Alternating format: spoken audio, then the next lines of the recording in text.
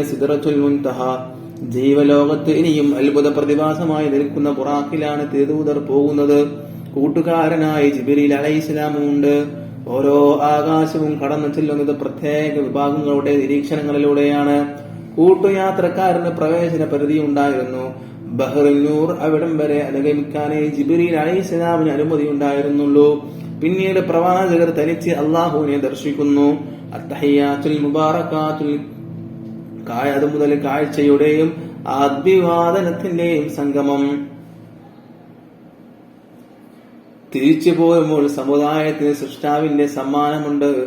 ദിനം പ്രതിയുള്ള നിസ്കാരം അത് ഏറ്റുവാങ്ങി നബി സല്ലല്ലാഹു അലൈഹി വസല്ലം തങ്ങളും മടക്കയാത്ര ആരംഭിക്കുന്നു. വഴിയിൽ മൂസാ നബിയെ കണ്ടുമുട്ടി. അദ്ദേഹം വിവരങ്ങൾ ആരാഞ്ഞു.